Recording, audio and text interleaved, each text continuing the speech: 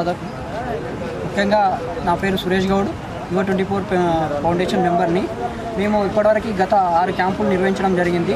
మొట్టమొదటిసారిగా మా విలేజ్లోనే స్టార్ట్ చేసినాము.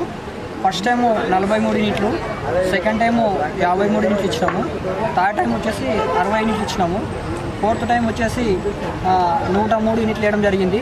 ఇప్పుడు అదేవిధంగా 111 వరకు ఉంది. ఇప్పుడు ఈరోజు జరిగినటువంటి దాంట్లో 111 యూనిట్లు రావడం కూడా జరిగింది.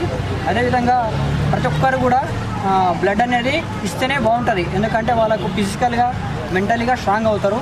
వాళ్ళకి క్యాన్సర్స్ కానీ, లివర్ ఇన్ఫెక్షన్ కానీ, కిడ్నీలు కానీ ఇలాంటి వాటిపైన మంచి ఆరోగ్యంగా ఉండడానికి అనేది జరుగుతుంది అన్నట్టు.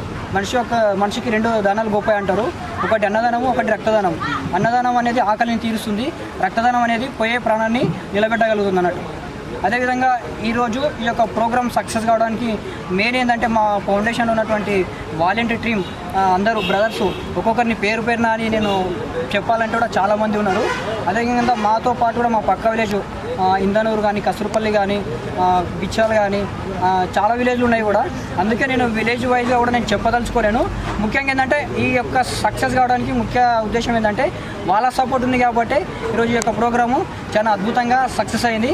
మరొకసారి కూడా నేను మా ఫౌండేషన్ తరఫున ప్రతి ఒక్క డోనర్, ఈరోజు ఈ డోనరే ఇంపార్టెంట్ మాకు. ఒక డోనర్ నుంచి ఒక 3 ప్రాణాలను కాపాడవచ్చు ఒక డోనర్ నుంచి.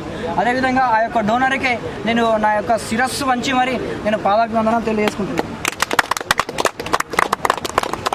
ఈ ఫౌండేషన్ని ఇంత ఆరాధిస్తున్నట్టు దాని కారణం గ్రామ పెద్దలు కనుక దాంట్లో ఒక భాగమే ఉంటుంది.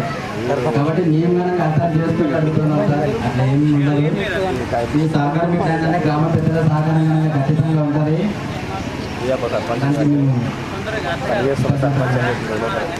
తో పాటు మధ్యలో కూడా వీళ్ళు యువత ముందుకు వస్తూ ఈ యొక్క కార్యక్రమం చేయడం అనేది మహా అద్భుతం.